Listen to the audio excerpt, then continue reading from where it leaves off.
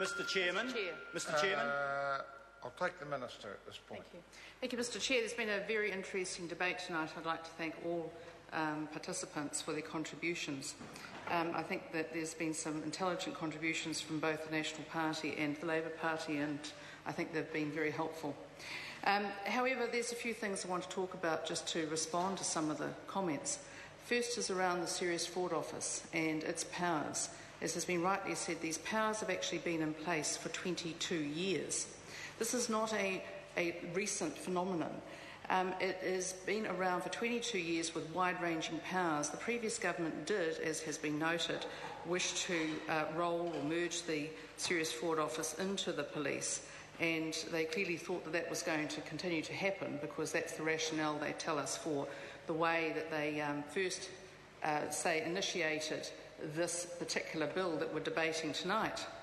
However, this National Party, campaigned in 2008 on keeping the Serious Fraud Office, and frankly, in hindsight, that was a very good thing to do. We did not know at that time, and I don't think anyone in this House would have known, that we were about to walk into one of the biggest financial messes in finance companies that we can remember since the 1980s, and frankly, that was when the Serious Fraud Office need was first apparent. So it was, in fact, in hindsight, a good thing to do. Now, in terms of issues around media freedoms, I think media freedoms are extremely important, and I actually was a little bit concerned to hear some contributors tonight talk about a couple of issues. The first around the police investigating the so-called teapot inquiry, and the Honourable Phil Goff has just resumed his seat, was talking about that, and using that as an example of something we should be concerned about. Well, actually, we should be concerned if a government instructs police to do things like that, and we should be concerned if a government instructs police not to do things like that. Under this government, and I'm sure under previous governments, ministers did not instruct police to do things like that. And I note when I was Minister of Police, there was, in fact, yes, and as any citizen can, and police do not have to investigate it any further than they choose to.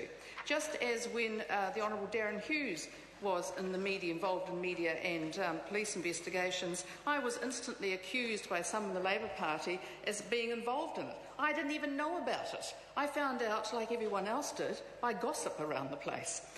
So let's be very clear here, is that this government did not tell the SCFO to go charging into the National Business Review, to use the words that have been used about it. We did not ask them to do production orders.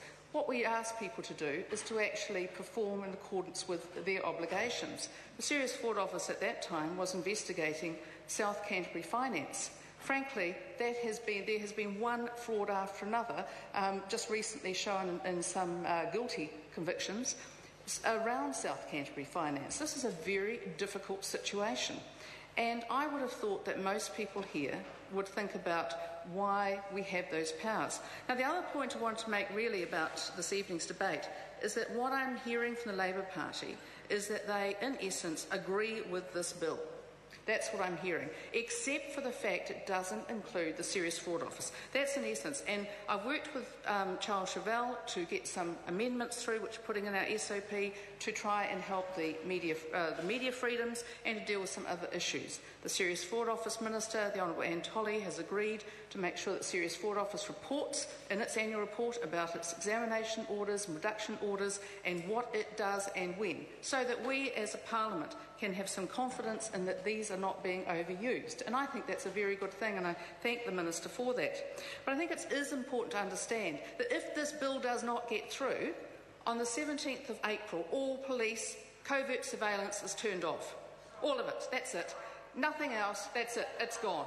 And what we have is a major party like the Labour Party saying, yeah, we agree with the bill, we think it's a great bill, in fact they started it, but because you're not including the Serious Fraud Office, which, by the way, this party has never intended to do, and we've never said we would, we won't vote for it. So I hope that after this debate, that common sense will reign, and that this Parliament can come together with the major parties who, in my opinion, are the parties who have to actually look to responsible government, because they have in the past and they will in the future, and I think that we need to actually come together and say what's really important here, and this bill is. Honourable Phil Goff. Mr Chairman, frankly, the last comment from the Minister is straight scaremongering.